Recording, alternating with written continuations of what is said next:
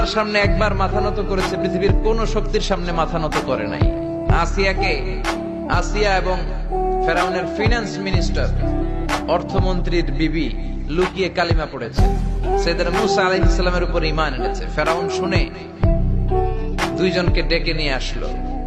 অর্থমন্ত্রীর বউয়ের সাথে দুধের বাচ্চা, বলল দুইজন নাকি ঈমান এনেছো লুকিয়ে লুকিয়ে, এক আল্লাহরে ছাড়ো, আমি ফেরাউনরে সেজদা দাও। এরা বলল জীবন যাবে কিন্তু ঈমান যাবে না, জীবন দিব কিন্তু ঈমান দিব।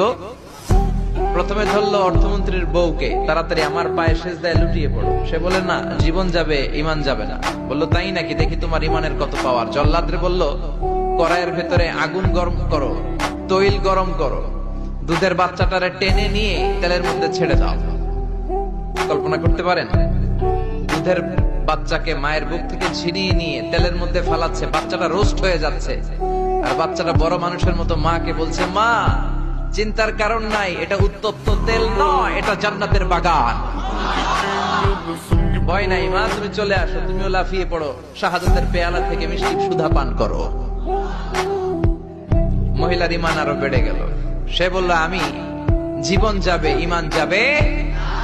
ফেরাউন বলল তোর ঈমান কত আমি দেখে নেব।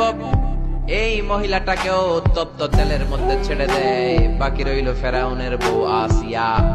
আসিয়ারে ফেরাউন বলল, আসিয়া এক আল্লাহর ইবাদত ছাড়ো, আমারে সেজদা দাও। আসিয়ারও এক কথা, জীবন দিব ঈমান দিব। ফেরাউন বলে, আসিয়া তোরে উলঙ্গ করব, বউ হয়েছিস, আই ডোন্ট কেয়ার। হাজার হাজার মানুষের সামনে নিজের বউকে উলঙ্গ করলো।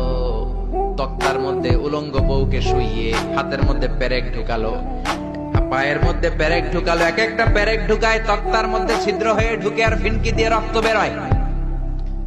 আসিয়া চিৎকার মারে। ফেরাউন বলে তাড়াতাড়ি আসিয়ারে তেলের মধ্যে ফেল।